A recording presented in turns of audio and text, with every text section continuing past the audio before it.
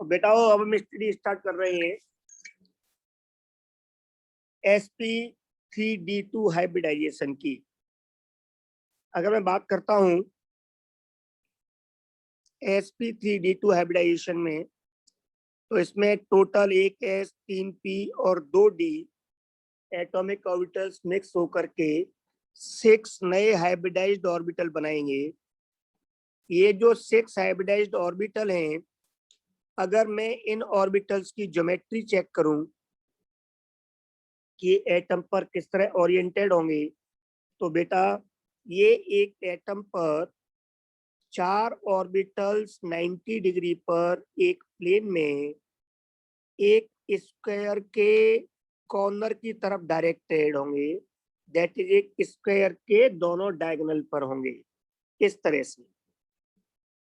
Okay बेटा, और 2 orbital जो होंगे वो इस प्लेन के परपेंडिकुलर ऊपर और नीचे।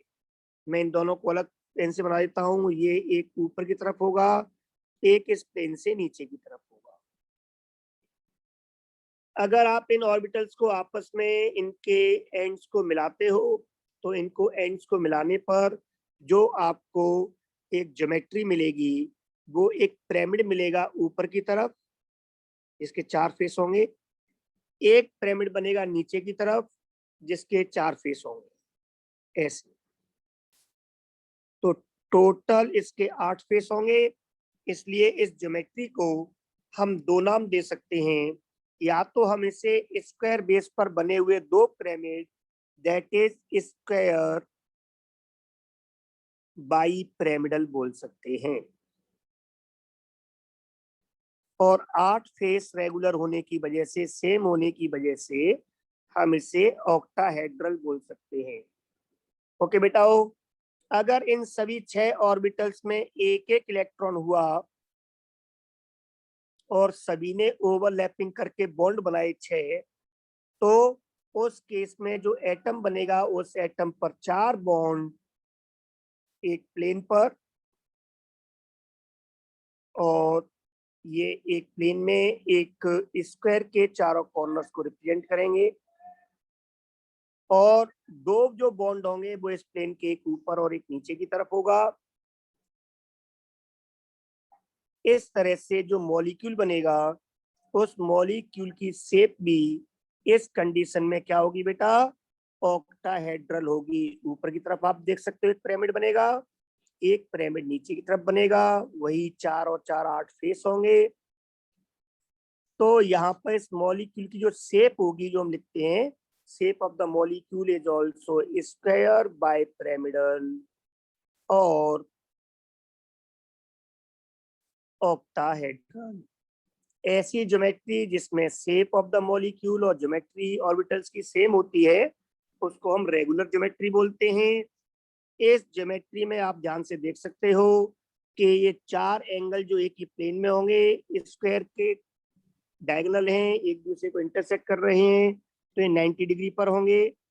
अगर मैं बात करता हूँ जो इस प्लेन के ऊपर एंगल है, उसके साथ आप कोई भी एंगल चेक करोगे ये भी 90 डिग्री का होगा।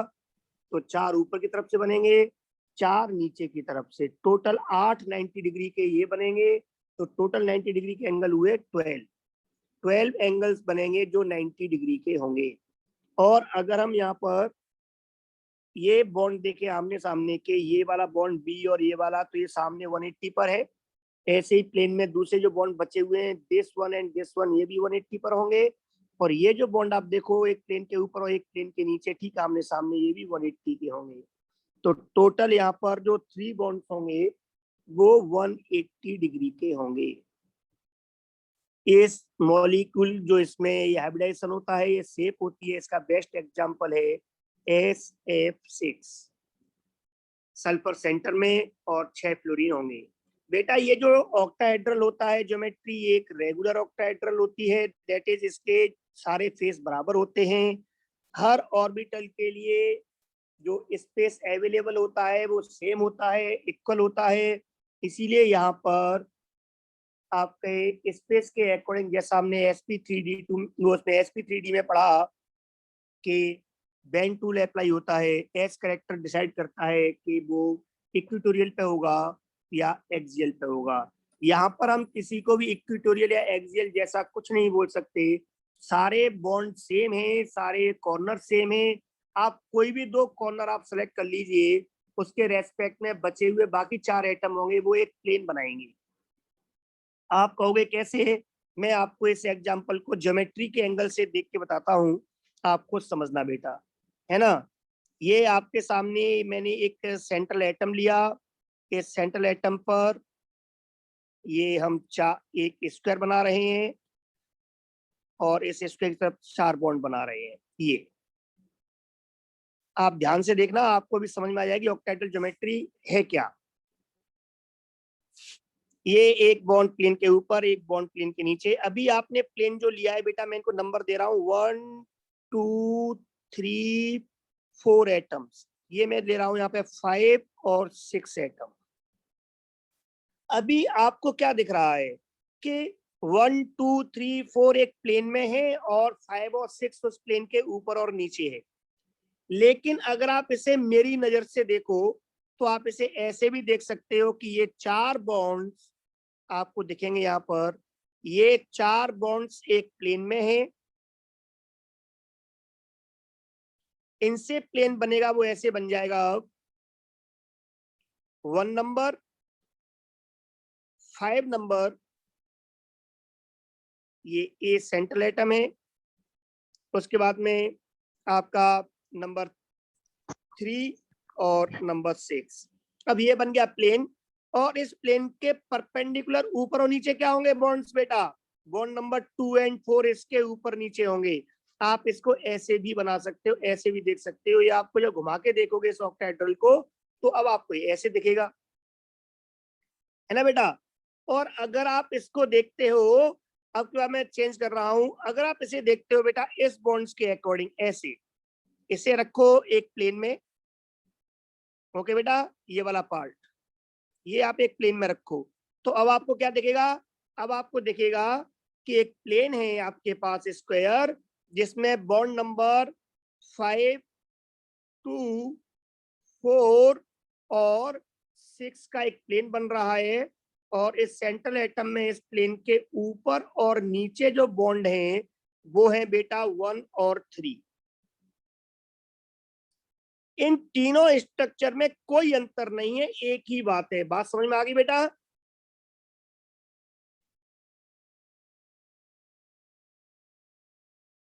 यस। अगर आप इस ऑक्टाहेड्रल को, अगर आप एक सॉलिड स्ट्रक्चर आपके पास में ऑक्टाहेड्रल हो तो आप इसे घुमा के देखें तो आपको हर एंगल से आपको यही दिखेगा। आप कोई भी 2 आप एंगल आप देखोगे एपेक्स उसके ऑक्टाहेड्रल के, एक आपकी तरफ होगा, एक आपसे दूर होगा। जैसे ये आपकी तरफ है, ये आपसे दूर है, तो ये 4 एक प्लेन में दिखेंगे आपको 1 5 3 6 एटम्स। अगर आप यहाँ से देखो 1 को अपने से दूर रखो, 3 को अपनी तरफ रखो, तो आप इन दोनों के बीच में प्लेन में दिखेंगे 2 4 5 और 6 वाले नंबर के एटम। और अगर आप 5 को अपने से दूर और 6 को अपनी तरफ रखो इस कॉर्नर को, तो अब आपको उस ऑक्टाहेड्रल में आपको क्या दिखेगा बेटा? अब आप उसको उस ऑक्टाहेड्रल में 1 2 3 4 वाले एटम सेम प्लेन में दिखेंगे। Is that clear? सर इसमें ये ऊपर वाला जो एक्सियल के अलोंग है बॉन्ड, ये बड़ा नहीं होगा? नहीं बेटा, नहीं होगा। वो एक्सियल हम कह नहीं सकते, कहता रहा हूं मैं आपको, सारे बॉन्ड इक्वल है, सारे पोजीशन इक्वल है। आप इसको कहीं से भी देखो, आप इस ज्योमेट्री को देख लो, चाहे आप इस वाली ज्योमेट्री को देख लो जो आपको मैंने बनाई है दूसरे नंबर पे, ये सारी ज्योमेट्री एक है, ये अलग अलग नहीं है, बिल्कुल सेम है ये। इसमें आप इसलिए किसी को इक्वेटोरियल या एक्सियल कह नहीं सकते। अब बात समझ में आ गई? ये परफेक्ट एक रेगुलर ऑक्टाहेड्रल होता है। इसका मतलब ये हो गया यहाँ पर कि इसमें सारे बॉन्ड्स एक जैसे हैं, सारी डिस्टेंस एक जैसी है। आप किसी भी कॉर्नर से उठा के देखो, जैसे आप क्यूब को देखते हो ना बेटा, क्यूब को, यस सर। तो आप क्यूब में किसी भी फेस को दूसरे फेस से डिफरेंशिएट कर सकते हो, अलग कर सकते हो। No sir. आप उसके 8 जो कॉर्नर है उन्हें आप अलग कर सकते हो एक दूसरे से? No sir. नहीं ना। इसका मतलब क्या है? आप किसी को आप अपने कैसे बोल सकते हो कि ये इक्वेटोरियल है और ये एक्सियल है? अलग अलग है ही नहीं अब वो। चलो मैं इसका अब आपको एक क्यूब से ही एग्जांपल लेके समझाता हूँ और बेस्ट आपका बेटर तरीके से। इन चीजों को समझो, बस यही आपके लिए सबसे बेस्ट है। अब मैं बना रहा हूँ, अब मैं आपके सामने एक क्यूब बना रहा हूँ बेटा। बनाऊं? Yes sir. देखो ध्यान से, ये एक क्यूब है।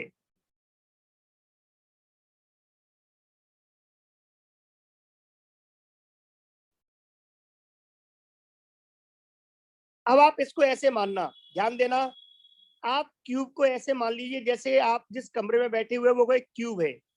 मान सकते हो बेटा? Yes sir. और आप उस कमरे के सेंटर में बैठे हो, ये आप हो जो रेड मार्कर से बनाया मैंने, ठीक है? और अब इसके आपके सामने वाली दीवार के सेंटर में कोई एक पेंटिंग है, एक आपके पीछे वाली दीवार के सेंटर में एक पेंटिंग है, एक पेंटिंग आपकी साइड वाली वॉल पर है, एक दूसरी साइड वाली वॉल पर है, और एक ऊपर छत की सेंटर में है, एक नीचे फर्श के सेंटर में है। तो क्यूब में 6 फेस होते हैं, ये 6 पेंटिंग्स बना दी। अगर आप अपनी तरफ से देखोगे, आप खुद देखोगे, तो आपको क्या लगेगा कि आपके जो सर या आपके आईज के लेवल पे ये 4 पेंटिंग होंगी। होंगी बेटा? Yes sir. जो वॉल के सेंटर में है, और जो छत के ऊपर है वो आपको ऊपर दिखेगी, और जो आपके नीचे है फर्श पर वो नीचे दिखेगी। अगर आप इसको मेरी नजर से देखो तो ये आपको ऐसे दिख रहा है कि ये आपके एक स्क्वायर हो गया चारों दीवारों के सेंटर को मिलाने पर, और ये ऊपर के सेंटर को अगर आप इससे मिलाओगे तो एक पिरामिड बनेगा, एक पिरामिड नीचे की तरफ बनेगा, और ये इस तरह से आप सेंटर में आ गए एक रेगुलर ऑक्टाहेड्रल के। अगर आप कमरे के बीचों बीच है आपका सर, तो क्या आप इन जो 6 फेस बने, 6 सेंटर बने 6 बॉल पर, एक छत पर, नीचे फर्श पर, 4 बॉल पर, क्या आप इन्हें डिफरेंशिएट कर सकते हो? किसी को पास या दूर कह सकते हो? सब एग्जैक्ट बराबर डिस्टेंस में होंगे ना? Yes sir. तो बेटा जब सब बराबर एग्जैक्ट डिस्टेंस पे होंगे, एग्जैक्ट पोजीशन, आप इसी को आप कैसे भी मान सकते हो। कोई से भी 4 फेस ले लो, आप ऊपर की छत, नीचे का फर्श और 2 दीवार मिला करके एक स्क्वायर बना दो, बन जाएगा।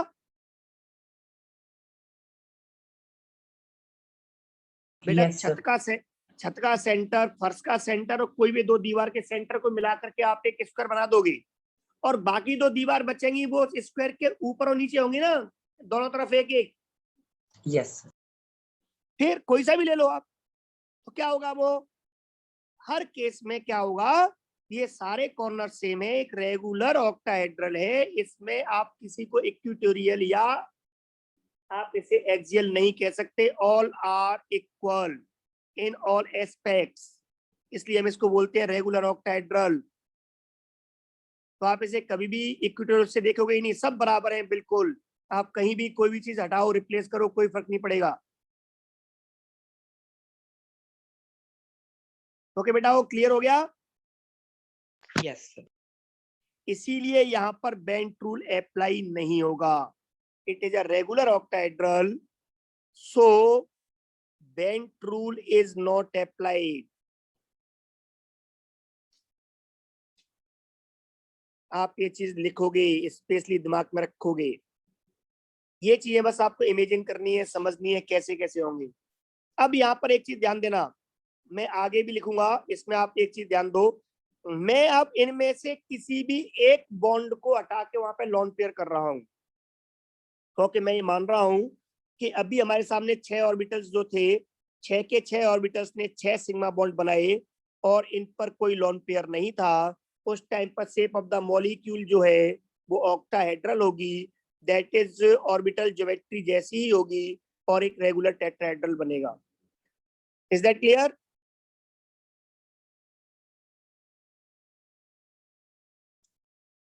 अब मैं इसमें सेकंड केस ले रहा हूं कि मान लो किसी ऑर्बिटल में अब यहाँ पर एक में लॉन पेयर होता, क्या होता बेटा? लॉन पेयर, सिर्फ 5 में एक एक इलेक्ट्रॉन होता, दैट इज 5 सिग्मा बॉन्ड बनते ओवरलैपिंग से, और एक होता लॉन पेयर। अब उस एक लॉन पेयर को आप कहाँ बनाओगे?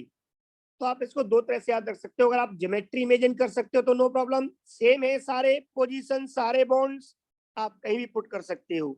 या आप इसको ऐसे याद रख सकते हो कि इस पर बेंड टूल अप्लाई नहीं हो रहा है, मतलब सारे बॉन्ड इक्वल हैं, इसलिए हर पोजीशन, हर स्पेस जो अवेलेबल है ऑर्बिटल के लिए वो सेम है, इसीलिए आप कहीं पर भी इस लॉन पेयर को बॉन्ड की जगह पर पुट कर सकते हो। अब मैं करके देख रहा हूं, देखो पुट आपके सामने, ध्यान देना। अगर बेटा हो, आप सपोज करो कि मैंने ये पुट किया है ये 5 नंबर पर, बेटा कहाँ पुट किया है? 5 नंबर का जो एटम है वहां पर मैंने लॉन पेयर पुट किया है। हो गया पुट लॉन पेयर, समझ में आ गया आपके? ये लॉन पेयर आ गया, बोलो बेटाओ।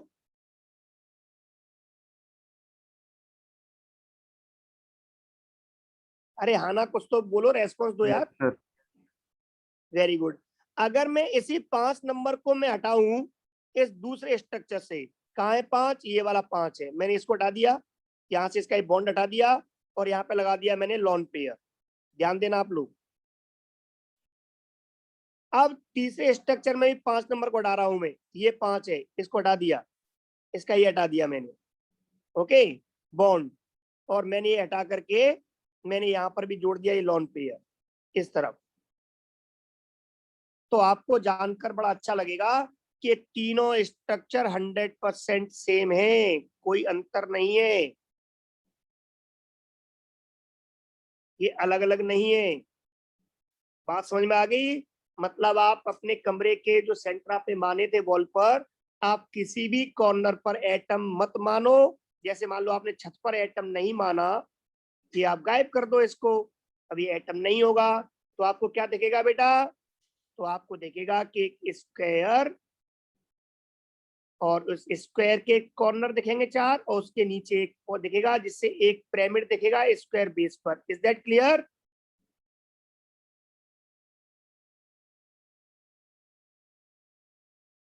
और बिल्कुल वही स्ट्रक्चर ये वाला है, ये जो मैं राउंड कर रहा हूं, ये यही स्ट्रक्चर ये रिप्रेजेंट कर रहा है, सिर्फ मेरे देखने का एंगल चेंज हो रहा है, मैं किस डायरेक्शन से देख रहा हूं, स्ट्रक्चर तो वही रहेगा। ओके बेटा हो?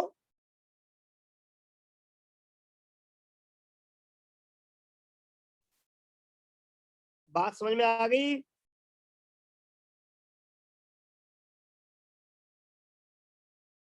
Yes sir. Very good. तो अब आप यहाँ पे समझना है, रेगुलर ऑक्टेड्रा आप कहीं भी बना दो, हम अपनी सुविधा के अकॉर्डिंग, अपने कन्वीनियंस के अकॉर्डिंग स्ट्रक्चर बना लेते हैं, लेकिन आप उस लॉन पेयर को कहीं भी रख दीजिए, सेम स्ट्रक्चर बनेगा। और आपका बस क्या है, देखने का नजरिया अलग अलग है। आप मुझे सामने से देखोगे, सामने से देखकर आप मेरी पिक्चर बनाओगे तो नाक, कान, आंख सब बना दोगे, और अगर आप मुझे मेरी बैक साइड से देख के मेरी पिक्चर बनाओगे तो उसमें नाक, आंख, कान कुछ नहीं आएगा। इसका मतलब ये थोड़ी कि मैं चेंज हो गया, मैं तो वही हूँ, मेरा स्ट्रक्चर तो वही है, लेकिन डायग्राम तो अलग अलग बनेंगे ना बेटा।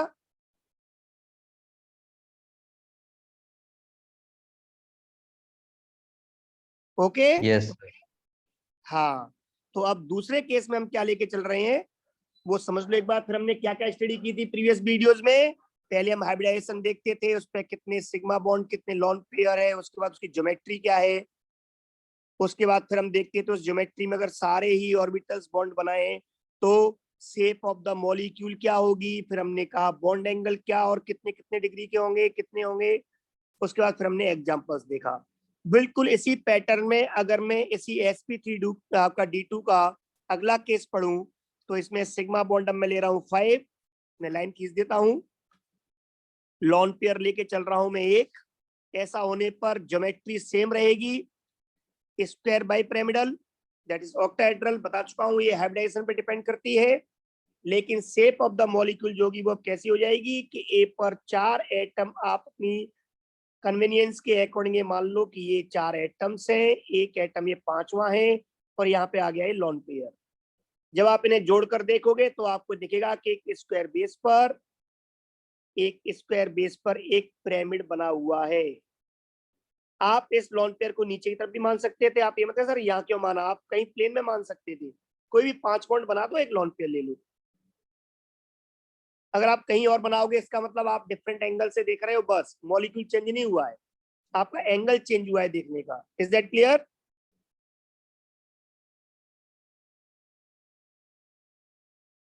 ओके बेटा। तो शेप ऑफ द मॉलिक्यूल को आप बोलोगे अब स्क्वायर, इसको बोलोगे स्क्वायर पिरामिडल। क्या बोलोगे? Square pyramidal. इतनी पिक्चर क्लियर हो गई?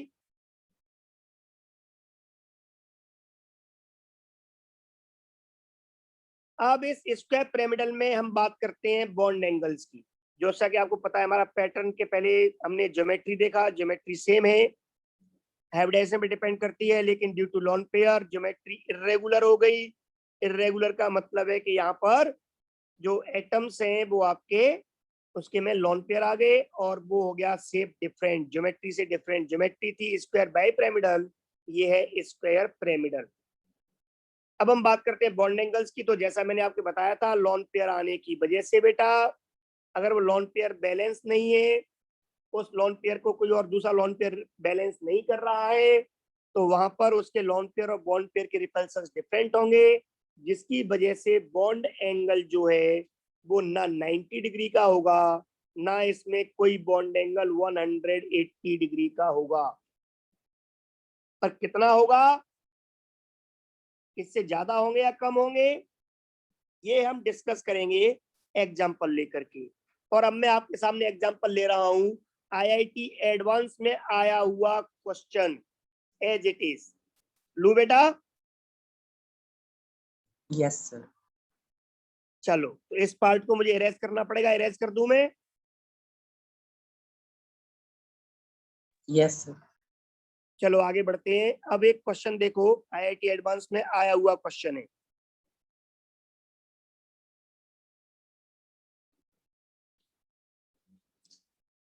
The number of 90 degree angles in IBR5 is, आगे क्वेश्चन मार्क। बेटा ये आईआईटी एडवांस में लिख रहा हूँ, आप प्रीवियस ईयर्स क्वेश्चन चेक करोगे पेपर तो उसमें आपको मिल जाएगा।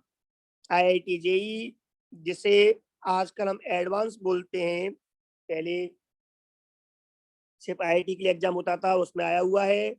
और इट इज अबाउट 2007 या 8 में आया था ये क्वेश्चन। और इस ये क्वेश्चन था इंटीरियर टाइप क्वेश्चन।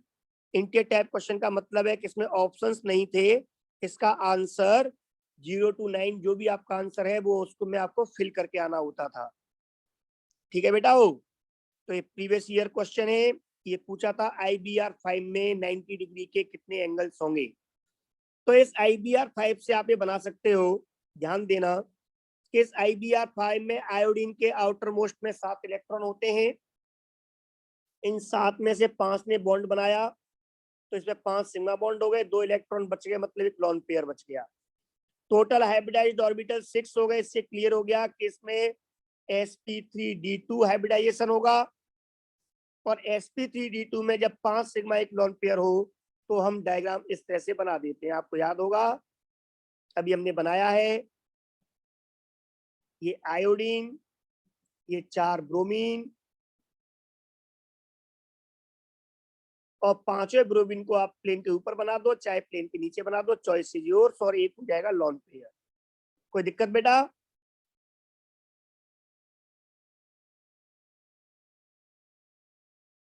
अब हमें क्वेश्चन का आंसर देना है, तो बताओ मुझे 90 डिग्री एंगल्स कितने होंगे बेटा?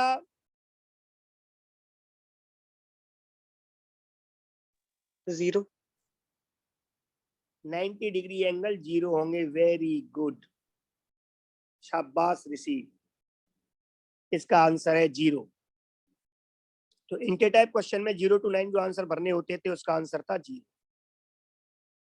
ओके बेटा? हो यस सर। Yes.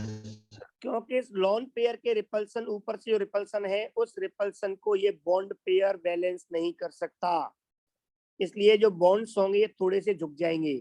और ये इसको मैं कैसे शो कर सकता हूँ, आप ध्यान से देखो। अब इसको मैं अब ऐसे शो कर सकता हूँ कि आयोडीन था, इस आयोडीन पर 4 ब्रोमीन इस तरह से बॉन्ड झुक जाएंगे, और 5वां है वो ये है। आपको देखकर ऐसा लगेगा जैसे कि आपने कभी देखा बेटा अम्ब्रेला,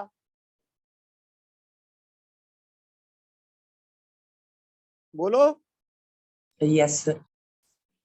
ये एक अम्ब्रेला लाइक स्ट्रक्चर बन गया, जैसे उसके जो आपके जो निडल टाइप के रॉड निकले होते हैं चारों तरफ। तो इसीलिए बेटाओ sp3d2 का जो शेप ऑफ मॉलिक्यूल है, उस शेप ऑफ मॉलिक्यूल को हमने जो नाम दिया था अभी स्क्वायर पिरामिडल, वो रियल में परफेक्ट शेप नहीं है स्क्वायर, क्योंकि स्क्वायर नहीं रहा, यहाँ पे थोड़ा सा ये इसमें बेंट हो गया नीचे की तरफ। ओके बेटा,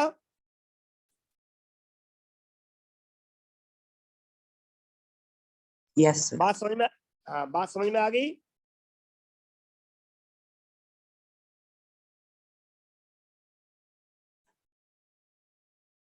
ओके बेटाओ, इसलिए हम इसको बोल देते हैं और अम्ब्रेला शेप, क्या बोल देते हैं, कैसी शेप होगी मॉलिक्यूल umbrella की, shape. Very good. तो अगर कहीं स्क्वायर पिरामिडल लिखा हुआ है नो प्रॉब्लम, हम ये मान सकते हैं, बट ज्यादा बेटर आंसर है अम्ब्रेला शेप। अगर ये आज दोनों ऑप्शन में आ जाए तो more correct answer will be umbrella shape. और 90 डिग्री एंगल्स कितने होंगे कि 0, 180 डिग्री एंगल्स की 0, कोई भी उसके बराबर नहीं होगा। इज दैट क्लियर बेटा? Yes sir. तो बताओ कोई मुश्किल क्वेश्चन था ये? No sir. लेकिन एडवांस का क्वेश्चन है, इसका मतलब क्या हुआ कि आपको जो भी पढ़ रहे हो उसमें कोई सिंपल या हार्ड नहीं होता, आप हर चीज को पढ़कर समझकर चलें, कोई भी क्वेश्चन किसी भी एग्जाम में आ सकता है। ठीक है ना बेटाओ? तो हम यस इसमें अब लास्ट, हाँ अब हम इसमें sp3d में अगला केस लेके चल रहे हैं, इस पार्ट को मैं इरेज कर रहा हूँ। सर। सर। हाँ बेटा, हाँ सर बेटा, अगर सराउंडिंग एटम्स में से अगर कोई दो एक टाइप के, एक एलिमेंट के होते हैं और बाकी 3 अलग अलग, हाँ सर तो तो कहीं भी जोड़ दो, तो कहीं भी, सर क्योंकि मैंने सिंगुलर बताया वाले ना दो हैं जो उनको डायगोनल वाइज जोड़ेंगे तो वो ज्यादा स्टेबल नहीं बनेगा। बेटा, मैंने अभी आपको वही कहा, इसमें कोई भी डायगोनल या इक्विटोरियल या आप एक्सिस जैसा कुछ नहीं कह सकते, ऑल आर इक्वल। आपका नजरिया, अब मैंने बता दिया आपको, कितना बेस्ट एग्जांपल दिया, आप कमरे के सेंटर में बैठे हुए हो, सर दो आपके 6 दो फेसेस के 6 सेंटर पे, 1 मिनट सुनो बेटा, 6 फेसेस के जो 6 सेंटर हैं आपके वॉल और फर्श और उसके आपके रूफ के, उन सेंटर्स पे आप किसी पर कुछ भी जोड़ो सेम डिस्टेंस पे ना, 6 के 6। Yes sir. बट तो उस 180 डिग्री। उस कमरे के सेंटर से, मुझे बताओ, उस कमरे के सेंटर से जो जितनी डिस्टेंस पे रूफ होगी उतनी डिस्टेंस पे बॉल होगी। अगर वो एक क्यूब है तो उस केस में आप बॉल पे लगा दो उसको, लॉन पेयर को, चाहे आप उसको छत पे लगा दो या डिफरेंट इलेक्ट्रोनेगेटिव को आप किसी तीसरी बॉल पे लगा दो, कोई फर्क पड़ेगा क्या? No sir. तो इतनी सी बात समझ में नहीं आ रही बेटा तुझे? मैंने तो कितना बेस्ट एग्जांपल दिया कि आप कमरे के सेंटर में बैठे हो, कमरा अगर क्यूब है तो हर वॉल के, फर्श के, फ्लोर की जो सेंटर है वो एटम्स है। अब वहां पर तो ये चेंज करने, कहीं भी चेंज कर ले, बात तो सेम ही रहेगी।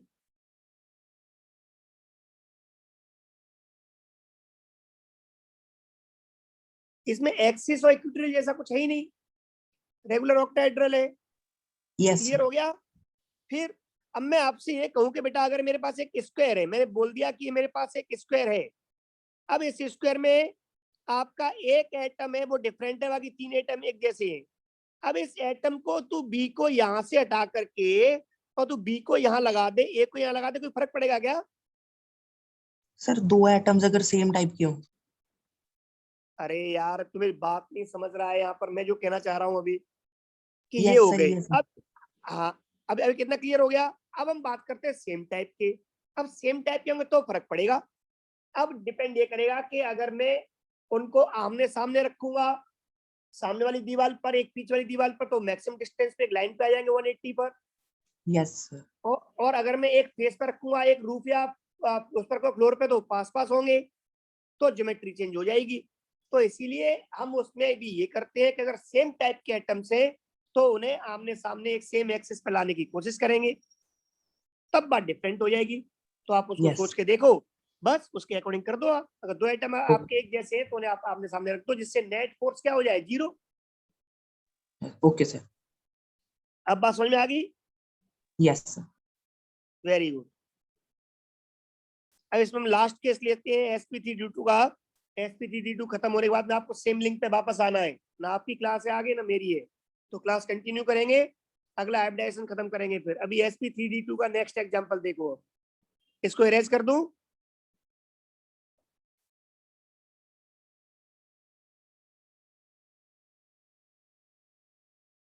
अगला एग्जांपल है बेटा इसी sp3d2 में कि अगर 4 सिग्मा बॉन्ड हो और 2 लॉन पेयर हो।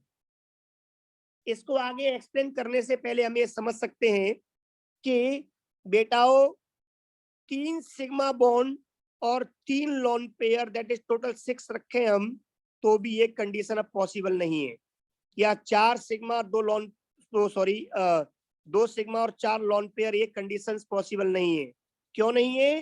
क्योंकि मैंने आपको बताया था 3 लॉन पेयर का मतलब हो गया कि यहाँ पर 6 इलेक्ट्रॉन और 3 बॉन्ड के लिए 3 इलेक्ट्रॉन, टोटल इलेक्ट्रॉन बैलेंस में कितने होने चाहिए, 9, जो होते नहीं किसी में। बात समझ में आ गई।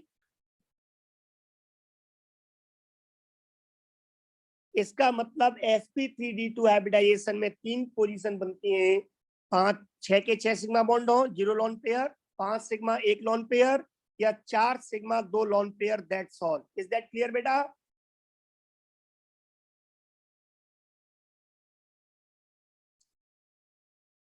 Is that clear?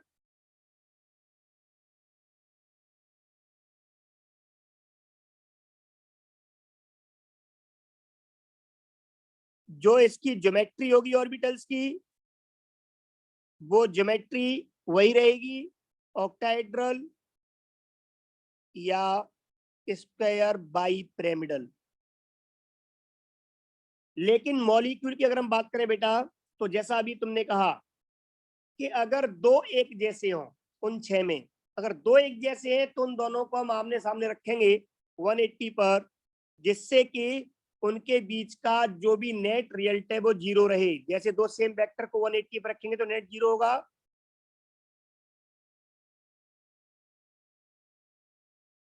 बोलो बेटा, पिक्चर क्लियर हो गई? Yes sir. हाँ, तो यहाँ पर जैसे ही आप रखोगे, कोई भी 2 रख लो, तो बाकी 4 से मिलके क्या बनता है, स्क्वायर। अभी एग्जांपल दिया मैंने रूम वाला। आप ऊपर छत पर मान लो लॉन पेयर, नीचे फर्श पे मान लो लॉन पेयर, तो चारों दीवारों के सेंटर मिलाने पर स्क्वायर बनेगा, है ना बेटा? या कोई भी 2 आमने सामने की दीवार पर मान लो लॉन पेयर, तो बाकी बची हुई 2 दीवार, छत और फर्श को मिलाने से एक स्क्वायर बन जाएगा।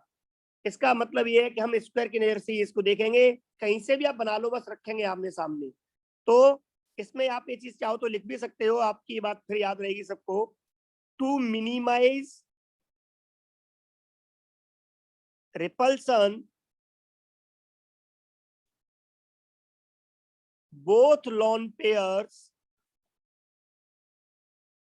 exist facing each other। एक दूसरे को फेस करते हुए एग्जिस्ट करते हैं, मतलब एक दूसरे के आमने सामने। वो आप कहीं भी बना सकते हैं। तो हमारे लिए सिंपल एक डायग्राम जो बनेगा अपने कन्वीनियंस के लिए, वो क्या बनेगा कि सेंट्रल एटम पर 4 बॉन्ड एक प्लेन में, और आमने सामने एक ऊपर और एक नीचे बना दीजिए। अब आपको पता है कि आमने सामने बने हुए तो नेट क्या होगा इनका, 0।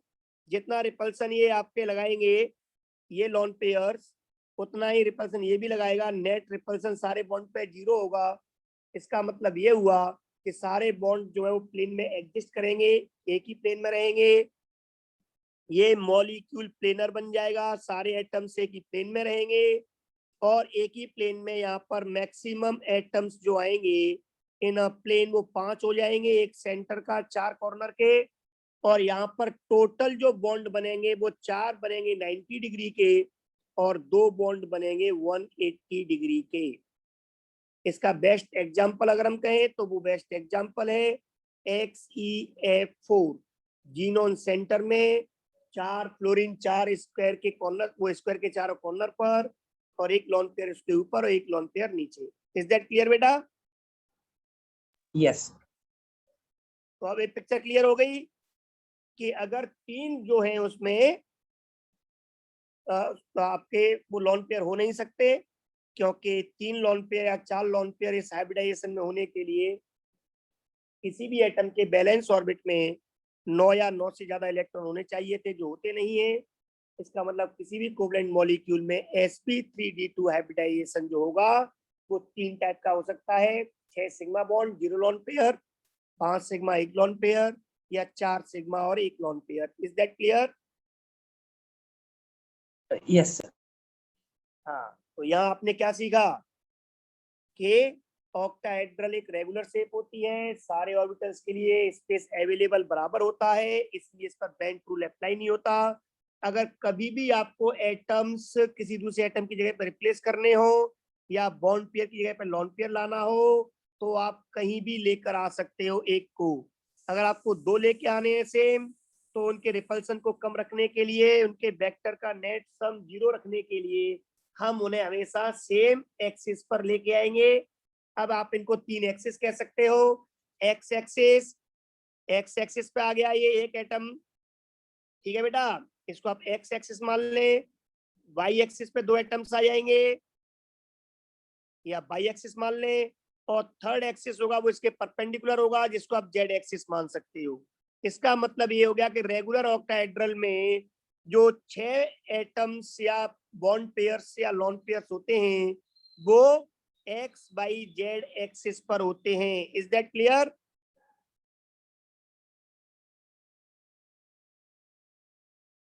और सेंट्रल एटम उन तीनों एक्सिस के ओरिजिन पे होता है, ऐसा मान सकते हो?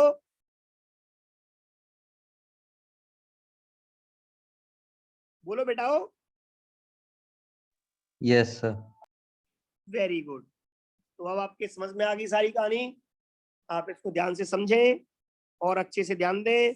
तो इसीलिए जब भी आपको सेम एटम्स आपको लगाने हैं या सेम लॉन पेयर्स लगाने हैं तो हमेशा वो आप कोशिश करें कि एक ही एक्सिस पर आए। मान लो आपको ए एटम जोड़ना है तो आप इस पे जोड़ें, आपको बी एटम जोड़नी है तो आप इस पे जोड़ें, आपको सी एटम जोड़नी है तो आप इस पे जोड़ें, जिससे कि सब एक दूसरे को कैंसिल कर दें और नेट रिजल्ट 0 रहे। इज दैट क्लियर बेटा? सर पिछले वाले में भी 5 ही थे maximum atoms on a plane.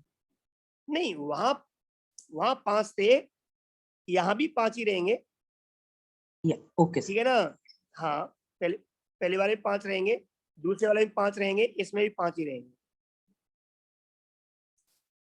पर वो दोनों जो है आपका केस वो नॉन प्लेनर है, ये मॉलिक्यूल प्लेनर है, बस इतना अंतर है, क्योंकि उसमें एटम 5वां 6वां एटम सेम प्लेन में नहीं आएगा, है ना बेटा? Yes sir. ओके बेटा, चलो नेक्स्ट लेक्चर में आओ वापस, ये इसको एंड करते हैं यहीं पर। नेक्स्ट इसके आगे हम sp3d3 हाइब्रिडाइजेशन पढ़ेंगे अब। ओके